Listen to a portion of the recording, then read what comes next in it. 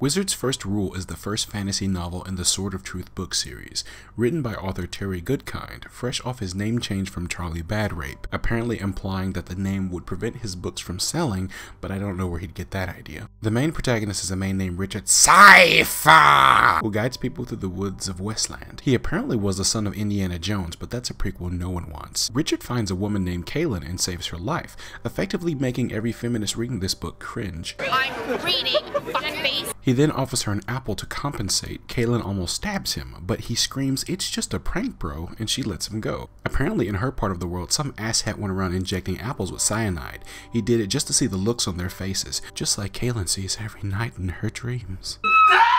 We then find out that the evil man Dark and Raw has placed the boxes of Orden into play, which sounds like the most badass tabletop game ever. They then meet Zed, Richard's friend, powerful wizard, wise old man, and dropper of base. After a little bit of time, Richard gets cancer and passes out. When he wakes up, Zed tells him, "Dude, you're a seeker," which Richard responds, "I thought I was the Keymaster." "Only on Tuesdays," Zed responds. It was then that Kaylin knew that Zed was the gatekeeper. That fucking faggot. Given some time and a whole lot of drugs, he would soon know the true measure of his power. He vows to stop Dark and Raw. They start their journey, meet a man named Chase, and it was at that point I woke up from my fever dream. They travel to a place called the Boundary, which is like a wall, but the wall is invisible, but you can pass through the wall. Also, the wall is full of Satan's worst nightmares. While getting chased by some spooky doggies, Zed and Chase get cancer and pass out. While Richard considers which ditch to toss them in, they meet Addie, an old bone woman, who tells them to cross the boundary alone, and she'll take good care of her companions. Something tells me this is probably how she gets most of her bones. While that shit is happening, we join Dark and Raw and his main man Dem and Nas, as they converse on their favorite topic, little boys. We learn that Queen Melina has the third box of Orden, needing to complete his set, and Raw is willing to trade all his best cards for it. He could always get them back with ease. A couple hundred booster packs and he'll have them back. He didn't care. All three boxes of Orden had a stat increase of plus 30 to attack on any paladin class on the board. The fuck was Melina gonna do with that box? She mains warrior. He could trade her 5 Helms of Ascension and coupled with a Sword of Destruction. She could easily have a plus 60 defense warrior deck. But she's too fucking stupid to understand how the game is played! Raw then buries a kid named Carl in the sand and lies at him. After traversing the boundary and being chased by black people, Richard and Kaylin reach the land of the mud people. Richard, being the only man not covered in mud, is immediately the most attractive man around and has the women thrust upon him. He then scares the women away with their natural enemy, a fruit. He and Kaylin then retreat to the cabin and start shoving apples inside each other. Back at Dark and Raw's playhouse of torture and back rubs, Carl dies from a serious case of lead poisoning, overcome with a mixture of hunger and sadness, mostly hunger. Raw eats Carl's brain, heart, and testicles, then proceeds to get naked, summon Carl's soul in the form of a giant man-beast creature, and rides him into another dimension like a naked intergalactic Zorro.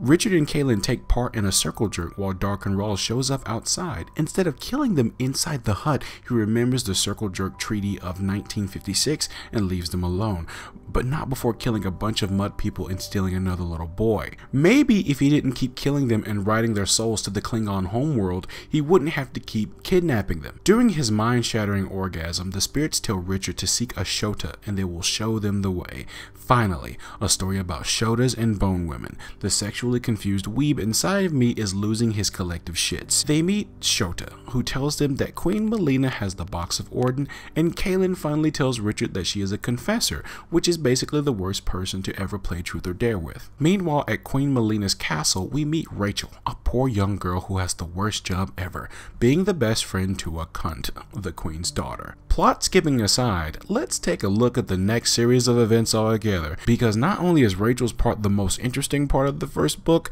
she is a fucking savage. The wizard Giller enchants a doll for Rachel. Whenever she talks to it, the doll responds and consoles her. The doll, now named Sarah, aside from Giller, is the best friend she has had. When Dark and Raw comes to the castle, Giller gives her a box, stuffs it inside a loaf of bread, and tells her to run away. She trusts Giller enough to do so. Not leaving without Sarah, she goes back to find the princess, threatening to throw Sarah in the fire.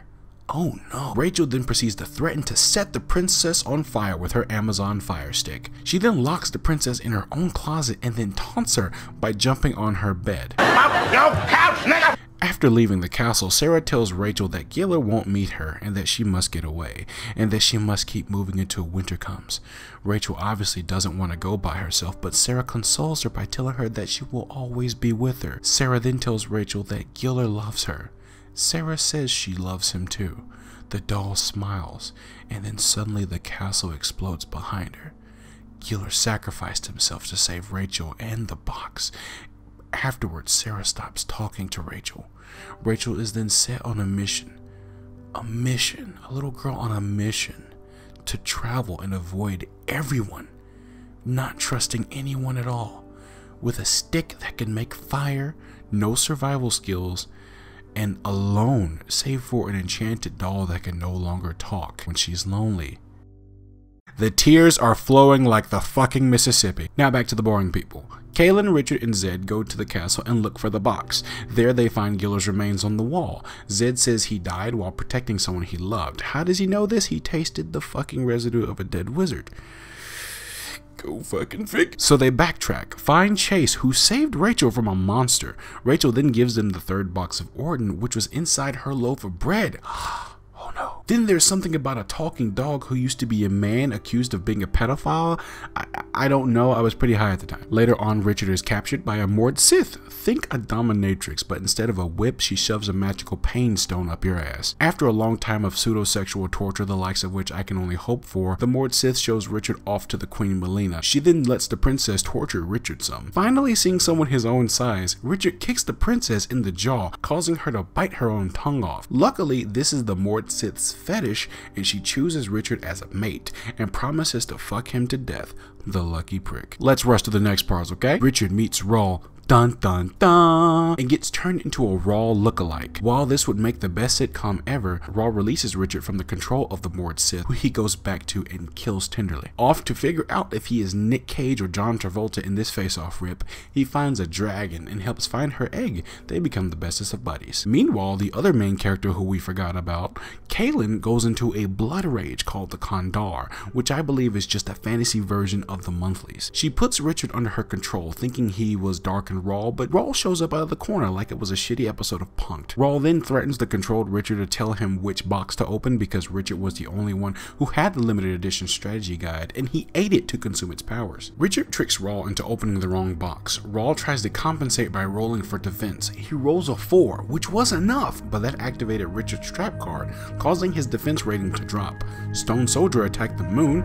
Richard moves his piece to the center of the board and yells Jumanji before Rawl is sucked into hell. So the book ends. We find out that Rawl was Richard's real dad, which was so fucking cliched I didn't really expect it. They save the little mud boy, jump on the back of the dragon, and fly off while talking about doing illegal Apple-related things to each other's orifices.